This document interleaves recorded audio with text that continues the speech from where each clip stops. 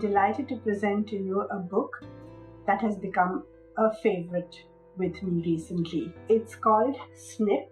It's been written and illustrated by Canato Jimo, published by Pratham, and is part of the Parag Honor List for 2020. The Parag Honor List is an initiative of the Parag program, which is sponsored by Tata Trusts. First, let me show you the book, share the book with you, okay?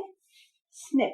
I have only one request. Just look at it carefully. Here you have a little boy and a little girl. Looks like it's a school holiday because they're at home. The little boy is reading, and we love that, don't we?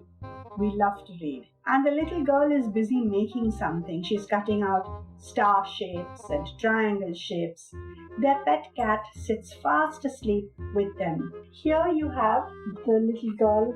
Obviously, she's got a bit tired of cutting things, looking around for things to cut. She decides to cut her own hair. The little boy is a little surprised at his sister's actions. He watches while she cuts her hair. She cuts her hair and cuts it until she realizes when she looks in the mirror that she's cut quite a bit off. She's horrified by what she's done. The little boy, meanwhile, is inspired by his sister. He takes a pair of scissors from her and cuts his own hair. Very soon, they're quite shocked at how they look. They look at each other and say, "Oh my goodness, what have we done?" So now what do? They have to find ways of hiding what they have done.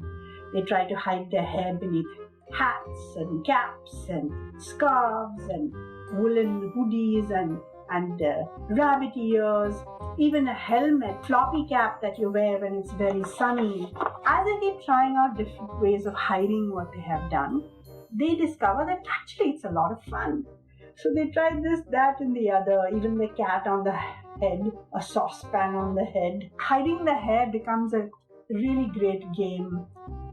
They become Superman, they become pirates, they go sailing, and clearly the cat is very much part of this game. They play around the house with all the things they can find in the house. Then they step outdoors and they march up and down, singing and dancing, much to the disapproval of the rooster, I must say. Finally, they climb their favorite tree and they make things with leaves.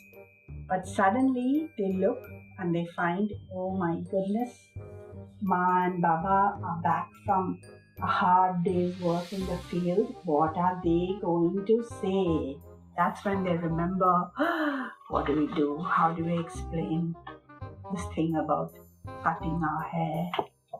Well, clearly they get a nice talking to from their parents. Look at how red their cheeks have gone. They're feeling so bad. But you know what? This is a very happy family. They don't stay angry with each other for very long. So very soon all that is forgiven and forgotten. Everybody has a good laugh and the children go to bed happy. Have they really gone to bed? Only this picture will tell you what they're really doing at the end of the day. So this is a story, a little boy and a little girl in a book called Snip. A book I really, really enjoyed. Now, I'd like to ask you a question. Did you notice anything special about this book or different about this book? That's right. It has no words, there is no text, there are only pictures. That's because this is a wordless picture book. Why wordless picture book, you might ask? After all, picture books are supposed to help children to read and give them stories to read, either to be read aloud to them or to learn to read themselves. So why a wordless picture book? Think about it. We live in a world surrounded by visuals, by images, by shapes. Of course, there are sounds and smells and all of that as well, but you also see a lot of things. We live in a very visual world, a world of color.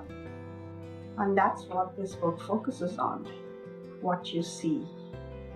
And what you learn, even about life, is basically, yes, you're taught a few things by people, but you also learn a lot simply by observing. And that's what wordless picture books mainly do. They encourage you to observe, to look at things carefully, and having looked at things carefully, to think about them, to reflect on them. That is the primary purpose of wordless picture books. Apart from that first step, you go on to using your imagination to create stories, looking at things, different things that the pictures are depicting, to arrive at certain narratives. For instance, if you can look at the narrative of the cat. What is the cat doing? Or you could look at, for instance, this picture.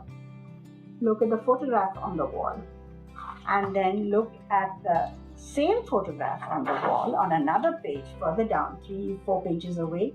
Look at this one. Look at the expressions there. What does that add to the story? You can also infer that this is a story about a little boy and a little girl anywhere. And you look carefully and you think, maybe it's a story set in the hills. After all, at the end you see the mother and father coming with the bamboo baskets on their backs carrying things. So obviously they work in the field. The way they dress tells you certain things. Then you see that the author, Canato Jimo, is from Nagaland. So maybe the story is set in Nagaland.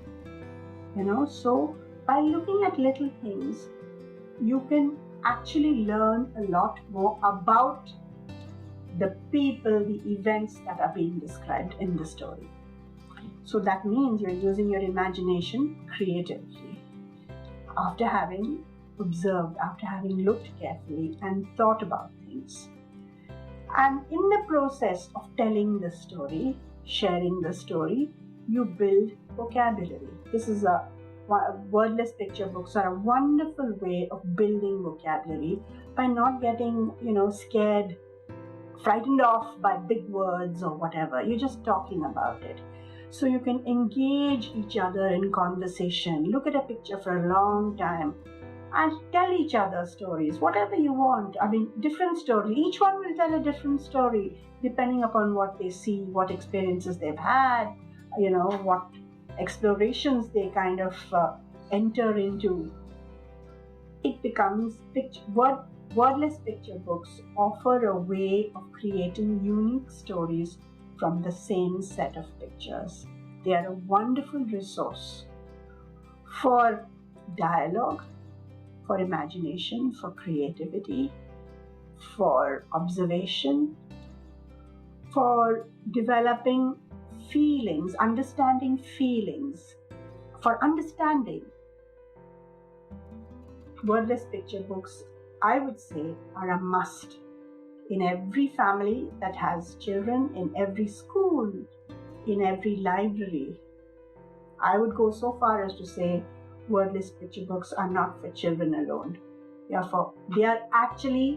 There is no age limit. They are for adults as much as they are for children.